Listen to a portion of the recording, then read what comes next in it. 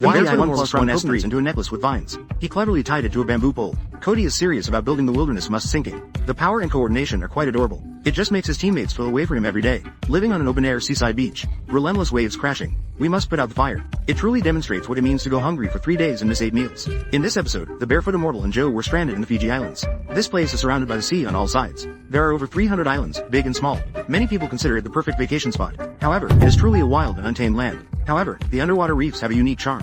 Every year, countless tourists come to check it out. This has led to the demise of many reckless folks who didn't check the calendar. Joe found a pair of broken shoes on the rocks. It's needless to say it was not long ago. Surely, someone met their fate in the northwest. But there are no other supplies around. The Barefoot Immortal thinks. This situation seems a bit strange. He asked Joe to dive underwater and take a look. Let me put myself in danger, okay? Wild's rainbow draw. Let me put myself in danger, okay? It's great that we share the food, but the work is done alone.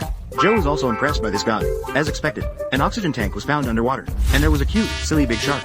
This scared Joe so much he nearly wet himself. Hours passed and Joe still hadn't returned. Barefoot Immortal was anxiously waiting on the shore, looking left and right. He thought tomorrow they would definitely have a big feast with 8 people at the table. Just when Cody was feeling very anxious, suddenly, a head popped up from the water. Barefoot Immortal finally breathed a sigh of relief.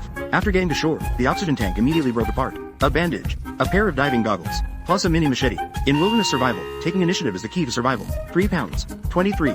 Cody knocked open a rotten tree, but didn't find the protein he had been hoping for. Joe climbed to the peak in one breath. He discovered a large island across from him to develop over there. It seemed like a great place with no worries about food and shelter, but the distance was just too far. Wild's rainbow cat, wild boy.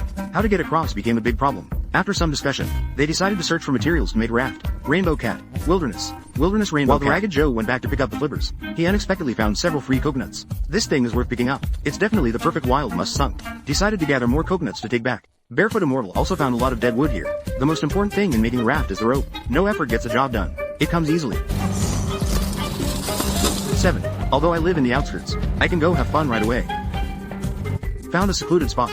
Joe analyzed the dangers of the sea on the ground. Because the sea depths vary, some areas are quite dangerous, so they must act cautiously to avoid any accidents. Cody picked up a not too thick bamboo pole to serve as the keel of the raft to prevent any unexpected issues. Each was carefully selected, then connect them one by one with vines. Next is the crucial trial sailing phase. However, the sharks in the sea are rampant and cute. Without the right tools, we can't proceed. Scrappy Joe found a free branch. Wild's rainbow cat. He crafted a fine weapon. Everything was ready, but they found the raft's buoyancy could not withstand the two of them messing around. There was no way. This strenuous work with no reward still had to be Joe. The Barefoot Immortal lay on the raft, relaxed and carefree, but it was a bit taxing on his teammate. Joe was vigorously pulling in the water. Share the food. Do the work alone. It was vividly portrayed by Joe. Their coordination was as smooth as flowing water. It wasn't long before the two ran into trouble. They accidentally wandered into the territory of the tiger sharks. The tiger sharks, smelling human flesh, became unusually excited. Fortunately, Joe was well prepared and brought a spear. Otherwise, the ending would definitely have been the Black Coffin team coming to collect. Cody was so scared that he couldn't help but shiver after getting to shore. He needed to take a nap to calm his nerves. After a whole afternoon of messing around, he hadn't eaten any fried dough sticks or spicy soup.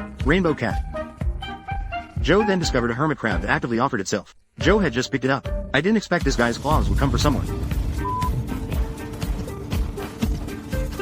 Go for it. Go for it. The crafty Cody set his sights on the wilderness must sinking. After a careful count, there were at least 7 or 8. It wouldn't be a problem to scrape together 5 or 6 full meals. Coconuts contain abundant electrolytes. They are a great source of water supply. Joe picked a large, tender coconut. He gave the stone a thorough physical beating. He took 2 big slurps with enthusiasm. The taste is simply adorable. It is well known that Cody is a refined, piggy boy. 3. He found a wild straw to savor it slowly. As the sky darkened, without a place to shelter from the wind and rain at night, we will be in big trouble. Joe was looking for a resting place for the night. He set his sights on a cave. Although the environment was nice, the location was a bit remote. On the way back, Joe scored 2 more large coconuts for free. Male coconuts paired with female coconuts. The tree was still laden with lush green fruits. A family should be together and complete. Now there's no need to worry about dying of thirst. Barefoot Immortal was afraid of having seizures while resting at night. He was looking for materials to start a fire. For example, this straight stick. It is the best choice for making a drill. Coconut husk contains fibers that can be used as tinder. This kind of plant is the brush that those stinky sisters use for makeup. Joe gently glided it across his face. He instantly felt young and adorable. With everything ready, Barefoot Immortal returned to his old craft. At this moment, his considerate teammate suddenly took off his socks. He let Cody take a whiff. Acid. The smell hit him instantly, going straight to his head. With the blessing of his big feet, fire defeating Cody instantly felt invigorated. He rubbed back and forth hundreds of times. Finally, wisps of smoke began to emerge. In his excitement, the drill bit finally flew out. Under Joe's reassurance, Cody tried a few more times.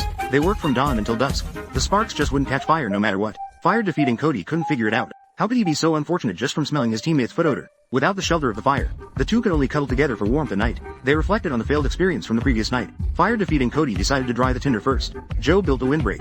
Fire defeating Cody continued to hold the drill bit and rub vigorously. As his hand speed increased, the drill board finally couldn't take it anymore and sparks flew out. Under Cody's careful care, the flame grew stronger and stronger. It has been 2 days and 1 night since we arrived on the island. We haven't had a decent meal. Just as we stepped out, a heavy rain started unexpectedly. We've had our fun, but now it's serious. If the fire goes out, we will be in trouble at night. The two quickly took protective measures. At this point, we couldn't worry about whether the draft would lose heat. Keeping the fire alive is our top priority. After working together, they finally managed to save the fire. They were worried about dying of thirst at night. Joe quickly found a wild bamboo to gather water.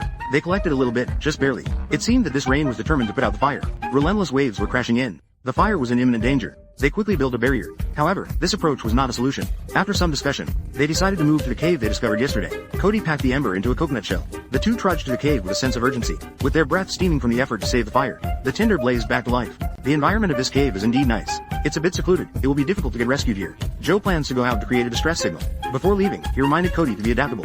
8. If he cannot return, he asks Cody to take care of his girlfriend. However, Cody replied, he is not interested in the annoying girl, urging Joe to definitely come back for a reunion. At that moment, Joe's face showed a hint of shyness. To ensure the distress signal is seen, the location must be elevated. Standing high allows for a better view. Joe arrived at the top of the high point. He gathered a large bundle of hay. He tied it into a rope and hung it over the cliff edge. As for whether any boat or plane passes by, whether it can be seen depends on fate. Just as Joe was about to give it a go, the rope suddenly snapped.